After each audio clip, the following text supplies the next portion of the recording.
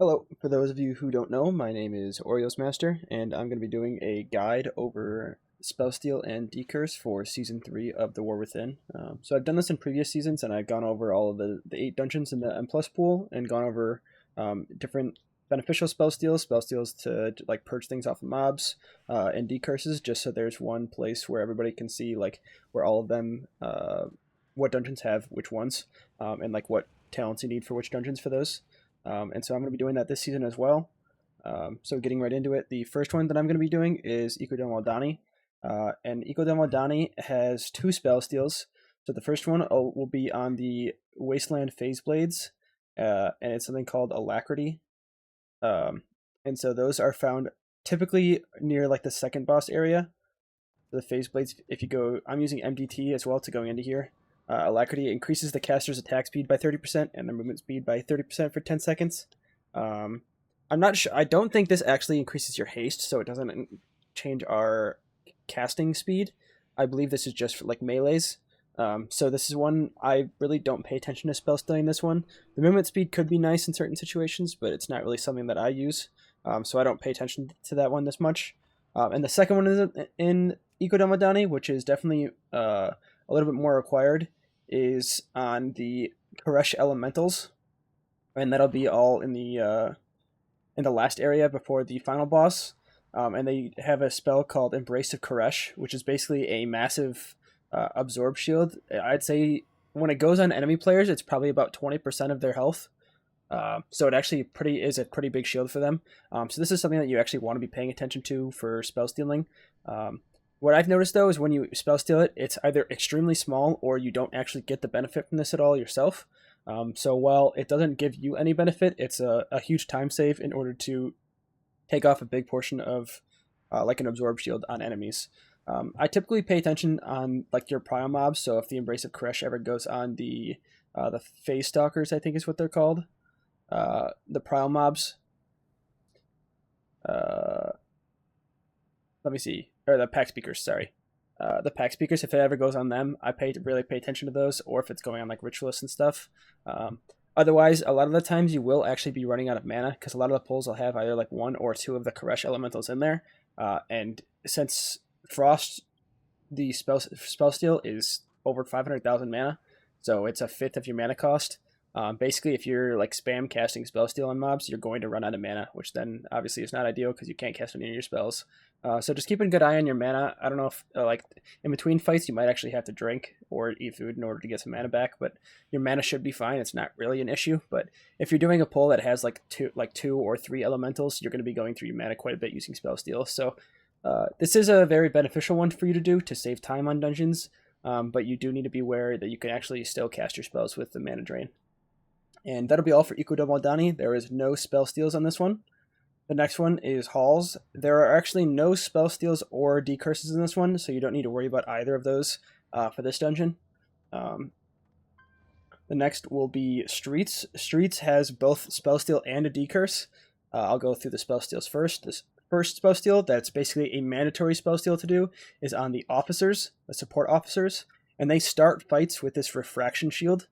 And this is something that you need to spell steal this before the fight starts. So basically what this does is just like reflect all of your damage back to you. So any damage you do to them just gets reflected back. So this needs to be purged before you're even like starting the pull, like when the pull's getting gathered, before you're actually hitting them at all. They also have a hard light barrier. This is a cast that goes off. This is something that you can actually let go off, and you can let your group know if you're paying attention to it. Versus the hyperlight bolts, you obviously want to be kicking those. But the hard light barrier just puts a shield on an ally. It's typically like a low health ally, and you're able to spell steal this off of them. So this is beneficial for you, but not like mandatory, versus the refraction shield on these are absolutely mandatory for you to do. Because if you don't do the spell steal, it's a pretty big shield for them, as well as the damage that is outgoing to your entire group, because everybody will take damage from the refraction shield.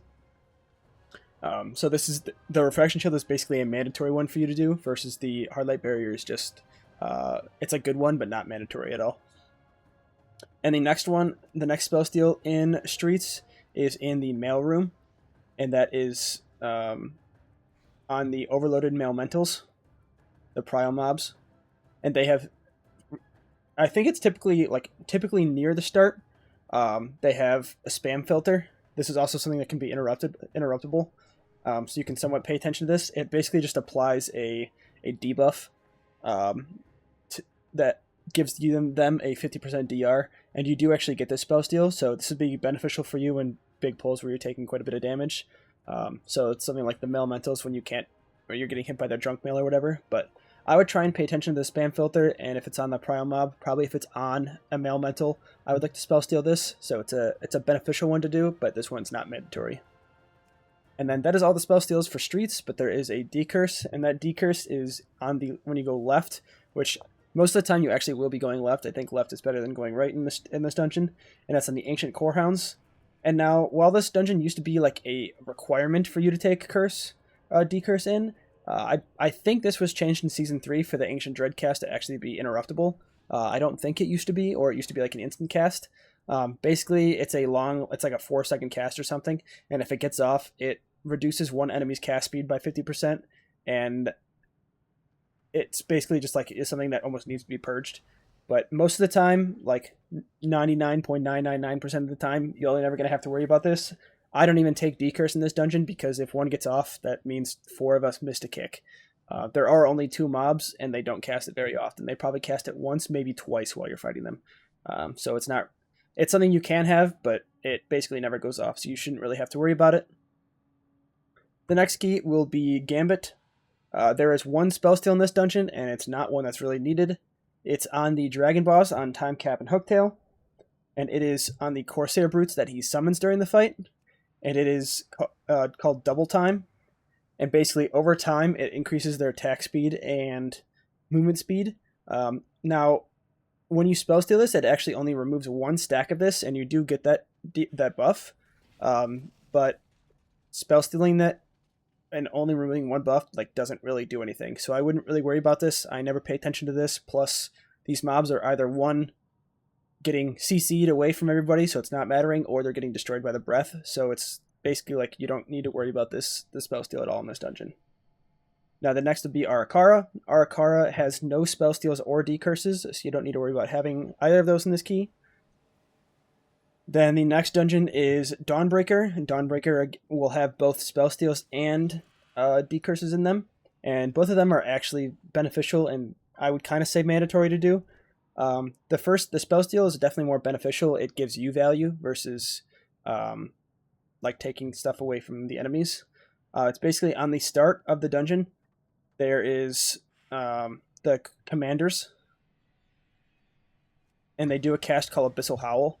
And it basically puts a small shield on every single one of their allies around them and increases the damage done by 10% while the absorb remains. And I think this is like a 15-second barrier, maybe 10 seconds, something around there when I've been paying attention to Spellstealing it. But the main thing is here, it gives you a little bit of a shield. It's a nice shield, a nice size shield for us. It doesn't really matter too much for them because they have hundreds of millions of health. But for us, since we only have 13 million or 14 million, whatever you're at, it is a pretty sizable shield. But the main thing is it also gives you a 10% damage increase while you have this. So I'd say it's not required for you to do, but definitely beneficial. And then the next thing is in most like the courtyard pulls or some of the pulls at the start, there is mobs called Nightfall Shadow Mages, and the Shadow Mages put a cast call ensnaring shadows, and this is going to be your decurse. This is basically a movement speed reduction and a damage over time. So by decursing this, not only are you helping your healer, but you're also saving the movement speed for that. And this I'd say is basically mandatory. As the key goes up, this ensnaring shadows actually hurts quite a bit, especially in pulls where there's either AoE going off, or there's multiple shadow mages. Like if you're doing pulls in the courtyard, or the very first pull has 2 shadow mages in it. Very beneficial, and I would say required for you to have decurse for this key. Then the next one is Priory of the Sacred Flame. There's only 1 Spellsteal in this dungeon, and that is in the second area, the Zealous Templars. And they do a cast called Templar's Wrath. I think this is a very beneficial one for you to do. I wouldn't say it's mandatory, though. The only time, especially as a Frost Mage, that I really worry about having the Templar's Wrath is if I'm in Icy Veins and I'm doing my Cone of Cold combo. I think the 30% damage for the 10 seconds is kind of beneficial for your Cone of Cold combo. Obviously, when you're doing it, when you spell steal this, you're really going to only have like 5 or 6 seconds left. So I don't really pay attention to this too much, but every time that I'm about to do my Cone of Cold combo, if I have the option to spell steal a Tempor's Wrath and get that 30% damage increase, those are the times that I do it. Otherwise, it's not really something that I pay too much attention to. And that is the only spell steal in Priory. And then in Floodgate, there's a spell steal, and that is the Disturbed Kelp right before Swamp Face. If any of the kicks get off, the Restorative Algae kicks, if any of these get off, I'd say this is beneficial for you to spell steal. I only really spell steal maybe 1 or 2, depending on the pulls, but I really only do it on the mobs that I'm focusing. A lot of the times, if these get off, which sometimes they will, because there's 6 mobs going on in this pull, at least 6 of the Disturbed Kelps. You might actually have more mobs there, but that would be like basically a requirement of 6 kicks, which you obviously don't have unless you have like a prop paladin or something. But otherwise, you're going to be using your CCs for the Jettison Kelps compared to using them for the Restorative Algaes. So if you can spell steal these from maybe 1 or 2 mobs, you can kill those down and get it down to like 4 mobs or whatever. But otherwise, it's not really something that's absolutely mandatory, but it's definitely a good one to do if you can. Just because as the keys get higher and higher, this Restorative Algae, if it's on there for the whole 15 seconds, it actually does heal them up quite a bit. So that's all of them for this season. So there are 2 dungeons that have nothing. I'll just kind of do like a quick recap. There's 2 dungeons that do nothing. Arakara has no Spellsteal or Decurse, and Halls of Atonement have nothing. Then Ecodome Al'dani has 2 Spellsteals. One that basically is not required at all, the Alacrity from the Phase Blades, and then the Koresh Elemental Embrace of Koresh, which are definitely beneficial for you to do. Streets has the Support Officers, where you need to Spellsteal the barrier at the start, the Refraction Shield, and then the Hard Light Barrier, which is a beneficial but not required, the Cast if it goes off, and then the Overloaded Elemental, the DR that they put on people. And then other than that, there's the Decurse, which almost like should never go off, so you shouldn't have to worry about that. Next is the Gambit, which is the on Hooktail. It's the double time on the Brutes. I would never worry about this really. Dawnbreaker, I would care about both of these. The Abyssal Howl gives you the damage buff plus a little shield, and then the Nightfall Shadow Mages for your Decurse is the Ensnaring Shadows, which you should decurse to help your healer out. Priory has the Spellsteal and the Templars, which you should be using, at least for me, I use it in my Cut of Cold combo, but if you have any kind of burst, I would use it then as well. And then Floodgate has the Disturbed Kelp Restorative Algae.